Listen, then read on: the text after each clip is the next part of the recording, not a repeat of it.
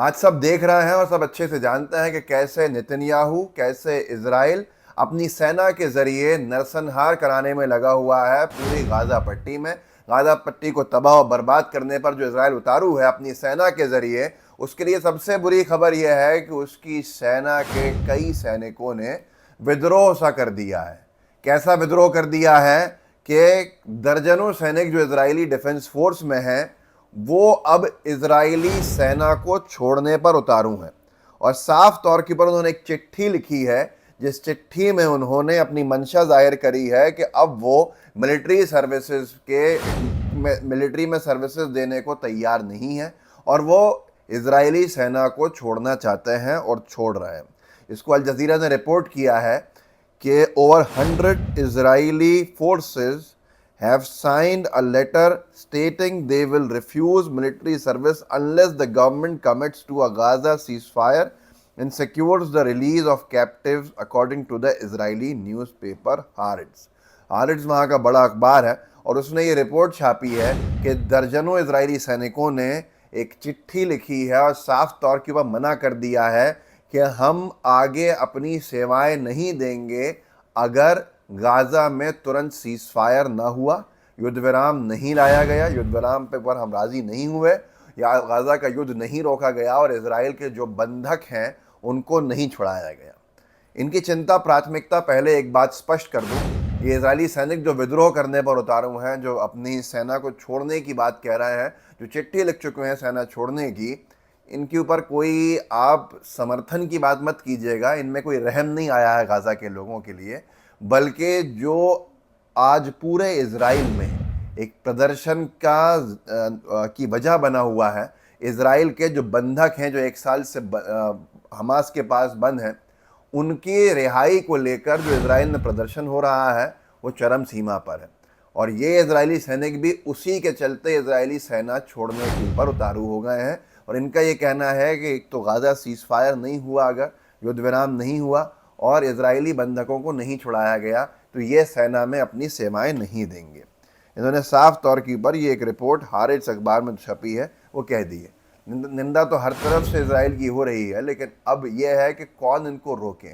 संयुक्त राष्ट्र अपने प्रस्ताव पारित कर करके थक चुका है, लेकिन ना ही उसको इजराइल ने माना है और ना ही संयुक्त राष्ट्र ने उसको नहीं मानने पर कोई बड़ी कार्रवाई भी की है। एक तमाशा बना हुआ है, एक मजाक बना हुआ है। बेंजामिन नेतन्याहू को लेकर इजरायली जो साइंटिस्ट है एवशलोम एलिट्जर, उन्होंने एक बड़ी चिंता व्यक्त की है। उन्होंने साफ तौर पर कहा, अल जज़ीरा ने छापा है, कि बेंजामिन नेतन्याहू आखिरी इंसान है जिसको मैं इजराइल का लीडर देखना चाहूँगा और कि कहीं भी दुनिया में ऐसा लीडर नहीं देखना चाहता। Benjamin Netanyahu is the last person I would like to see as the leader of Israel. Benjamin Netanyahu आखिरी इंसान है जिसको मैं इजराइल का लीडर देखूं और दुनिया का कहीं किसी भी हिस्से का लीडर मैं उसको देखूं, मतलब वो आखिरी इंसान होगा जिसको मैं देखूंगा।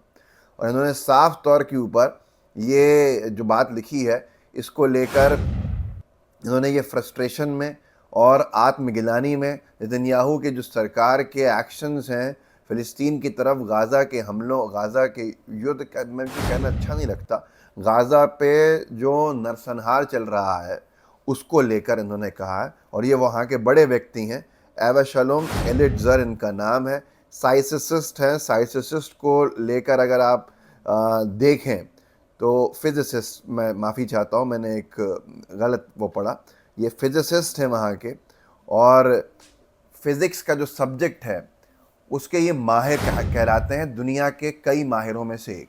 फिज़िक्स के सब्जेक्ट जो फिज़िक्स का है उस पर इनकी इतनी स्ट्रांग पकड़ है। मैं पहले इनको साइकाइट्रिक साइंस का समझ रहा था स्टूडेंट, लेकिन ये फिज़िक्स के हैं और फिज़िक्स के माहिर आदमी हैं। तो साइंटिस्ट नहीं बल्कि ये फिजिसिस्ट हैं और इनको दुनिया के अंदर जाना माना जाता है। इन्होंने साफ तौर पे कहा है कि मैं नेतन्याहू वो आखिरी इंसान होगा जिसको मैं इजराइल का नेता देखना चाहूँगा दुनिया के किसी भी हिस्से का, क्योंकि वो जो कर रहा है वो सही नहीं है।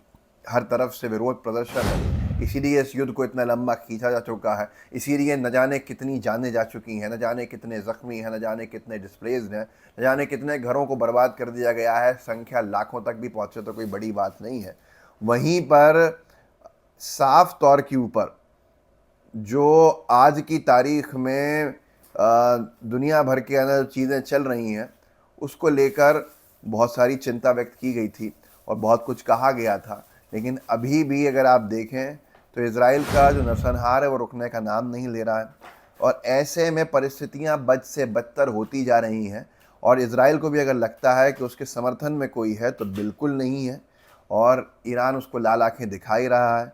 ईरान की और जो इज़राइल की युद्ध अब आमने सामने से हो रही है उसमें ईरान ने रॉयटर्स के हिसाब से धमकी भी दी है, गल्फ़ के अरब देशों में से जो भी अगर अनुमति देगा अपनी एयर स्पेस को या मिलिट्री बेसिस को ईरान के ख़िलाफ़ इज़राइल का इस्तेमाल करने के लिए, तो वो उसके ख़िलाफ़ भी युद्ध में आ जाएगा और फिर उसका रिस्पॉन्स उसे झेलना पड़ेगा।